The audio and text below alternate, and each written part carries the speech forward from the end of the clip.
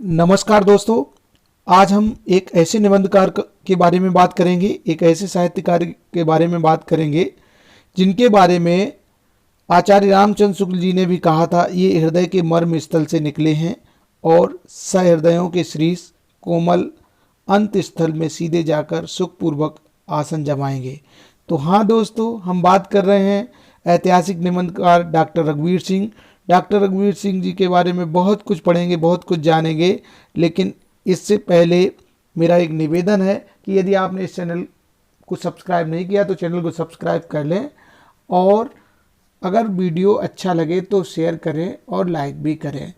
फिर हम बात करेंगे, अब हम बात करेंगे डॉक्टर रघुवीर सिंह के बारे में, उनके जीवन वृत्त के बारे में, उनकी साहित्यिक कृतियों के बारे में।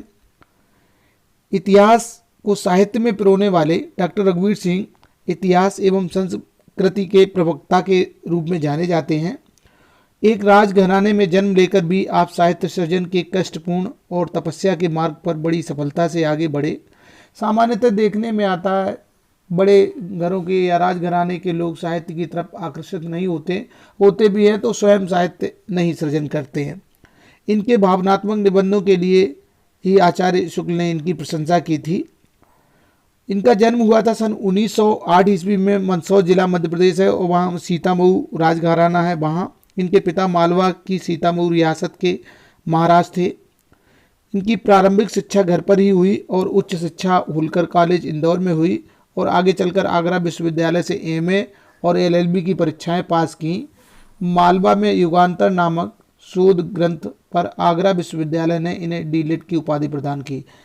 विषय था मालवा में युगांतर। सन 1991 ईस्वी में इनका निधन हो गया। तो इस तरह से इन्होंने उच्च शिक्षा आगरा से और होलकर विश्वविद्यालय इंदौर से प्राप्त की थी और निधन हुआ था 1991 में। राजघराने से संबंधित होते हुए भी डॉक्टर रघुवीर सिंह ने साहित्य साधना के कठिन मार्ग को अपनाया। ये प्रमुख रूप से निबंध लेखक थे। इनके निबंधों की जो शैली थी वो बड़ी सजीव और ओजपूर्ण रही। शेष स्मृतियाँ इनकी सर्वाधिक लोकप्रिय पुस्तक है। ताज फतेहपुर सीकरी पर अलंकारिक शैली में निबंध लिखकर इन्होंने पर्याप्त ख्याति अर्जित की। इनकी जो प्रमुख रचनाएं हैं उनको दो भागों में बांट सकते हैं, एक तो इतिहास संबंधी रचनाएं और दूसरी साहित्यिक कृतियां। तो सबसे पहले बात करते हैं इतिहास संबंधी रचनाओं के बारे में। पूर्व मध्यकालीन भारत एक रचना, मालवा में युगांतर, हमने बताया कि इन्हें इस पर डीलिट की उपाधि दी थी आगरा विश्वविद्यालय ने। और तीसरी जो प्रमुख रचना है इतिहास संबंधी वो है पूर्व आधुनिक राजस्थान। तो इस तरह से इनकी इतिहास संबंधी तीन रचनाएं हैं और ये हैं पूर्व मध्यकालीन भारत, मालवा में युगांतर, पूर्व आधुनिक राजस्थान। अब बात करते हैं साहित्यिक कृतियों की। साहित्यिक कृतियों में शेष स्मृतियाँ, सप्तद्वीप, बिखरे फूल तथा जीवन कण, ये इनकी साहित्यिक कृतियाँ हैं। साहित्यिक कृतियों को एक बार और देख लें कि शेष स्मृतियाँ, सप्तद्वीप, बिखरे फूल और जीवन काल। तो इस तरह से देखा जाए तो साहित्यिक कृतियों में जो सर्वाधिक लोकप्रिय पुस्तक थी इनकी वो थी शेष स्मृतियाँ। इसके बाद बात करेंगे उनकी भाषा का स्तर क्या था। तो रघुवीर सिंह प्रसिद्ध इतिहास लेखक और गद्य काव्य सर्जक हैं। मध्य युग का इतिहास उनके साहित्य का विषय था। इतिहास के ज्ञाता होने के साथ साथ एवं सहृदय सौंदर्य उपासक होने के कारण वे साहित्य में भी अपनी गहरी पैठ बना सके। आप हिंदी साहित्य में ऐतिहासिक निबंधकार के रूप में महत्वपूर्ण स्थान रखते हैं। जैसा हमने बताया कि ऐतिहासिक निबंध बहुत प्रसिद्ध रहे, इसी कारण इनके साहित्यिक निबंधों में भी ऐतिहासिक पृष्ठभूमि का आश्रय विद्यमान है, जिसमें तत्कालीन युग जीवन मुखर है। सर्वाधिक लोकप्रिय पुस्तक शेष स्मृतियाँ ऐतिहासिक आधार पर लिखे गए भावात्मक निबंधों का ही संग्रह है। डॉक्टर रघुवीर सिंह की भाषा बहुत सरल, स्पष्ट और सुबोध है। यद्यपि भाषा संस्कृतनिष्ठ शब्दावली से युक्त है, फिर भी यथावसर उर्दू शब्दों के प्रयोग से भी उन्होंने परहेज नहीं किया। इसी कारण विषय प्रतिवादन में प्रवाह और प्रभावोत्पकता आ गई है। भाषा ललित हो गई है जो सहजी पाठक को भाव प्रवण और संवेदनशील बना देती है। तत्सम शब्दों की प्रधानता है, जैसे दो स्मृति, विरक्त, तृप्त आदि। कहावतों, मुहावरों और अलंकारों के प्रयोग ने भाषा को गति प्रदान की है। प्यार की ठंडी ठंडी दुलार बयार जैसे शब्द समूहों के प्रयोग से भाषा सजीव हो उठी है। भावों की अभिव्यक्ति के लिए कहावतों और मुहावरों का सटीक चयन किया गया है। अब बात करते हैं उनकी शैली के बारे में। शैली उन्होंने 5 प्रकार की प्रमुख शैलियाँ हैं: भावात्मक शैली, चित्रात्मक शैली, अलंकारिक शैली, विचारात्मक शैली और वर्णनात्मक शैली। डॉक्टर रघुवीर सिंह की जो शैली की प्रमुख विशेषताएं हैं वो है रोचकता, चित्रात्मकता, भावुकता और अलंकार योजना। सबसे पहले हम बात करेंगे भावात्मक शैली के बारे में। अधिकांश निबंध भावात्मक शैली में ही हैं, जिनकी भाषा काव्यात्मक और सरस है।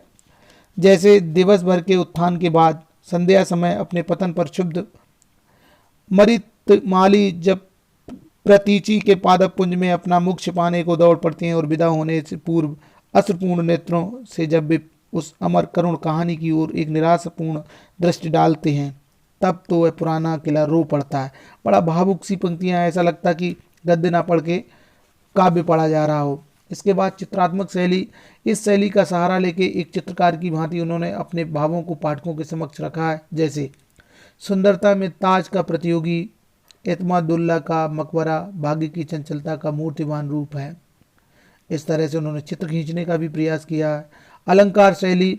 अलंकारिक शैली के प्रयोग से इनके निबंधों में सजीवता और प्रभाव आ गया है। उपमा, रूपक, अतिशयोक्ति इत्यादि अलंकारों का प्रयोग दर्शनीय है। विरोधाभास अलंकार का एक उदाहरण देख सकते हैं। यशोधरा कहती है, हिमालय की छांव में रहकर भी मेरा यह ताप किसी प्रकार घटता नहीं है। विचारात्मक शैली। गंभीर विषयों की विवेचना में संस्कृतनिष्ठ शब्दावली का सहारा लिया गया है। जैसे मानव जीवन एक पहेली है और उससे भी अधिक अद्भुत वस्तु है विधि का विधान। वर्णनात्मक शैली में इतिहासकार होने के कारण आपकी रचनाओं में वर्णनात्मक शैली का प्रयोग स्वाभाविक ही है। तो इस तरह से देखा जाए 5 प्रकार की शैलियाँ इन्होंने प्रयुक्त की हैं और इन शैलियों के कारण, इनकी भाषा सरलता के कारण और जो भी इनका साहित्य सृजन है उनके कारण इनका साहित्य में क्या स्थान बनता है। तो डॉक्टर रघुवीर सिंह मुख्यतः ऐतिहासिक विषयों के निबंधकार माने जाते हैं। इनके निबंध दार्शनिक चिंतन, शोधपरक, अनुसंधान और सांस्कृतिक आलोचना की छत्रछाया माने जाते हैं। इनकी इस शोध, चिंतन एवं सांस्कृतिक साहित्यिक अभिरुचि का मूर्त रूप नटनागर शोध संस्थान सीतामऊ है। सीतामऊ जहाँ जिस राजघराने से इनका ताल्लुक था, राजघराने से रहने वाले थे या राजकुमार के राजघराने के युवराज थे ये। यहाँ साहित्य, इतिहास एवं संस्कृति में शोध की अनेक सुविधाएं उपलब्ध हैं। इनके निबंधों को वर्णन, चित्र एवं भाव निरूपण की दृष्टि से अमूल्य समझा जाता है। हिंदी साहित्य में इनकी उत्कृष्ट कृतियों के कारण इन्हें प्रतिभाशाली साहित्य के रूप में माना जाता है और ऐतिहासिक निबंध लिखने वालों में इन्हें श्रेष्ठतम स्थान प्राप्त है। तो साथियों, ये था डॉक्टर रघुवीर सिंह जी का जीवन परिचय, जो ऐतिहासिक निबंधकार के रूप में अपने आप की पहचान बनाए हुए हैं। आपको ये जीवन परिचय और साहित्यिक परिचय कैसा लगा हमें ज़रूर लिखिए कमेंट बॉक्स में। वीडियो देखने के लिए धन्यवाद। चैनल सब्सक्राइब ना किया हो तो ज़रूर करें।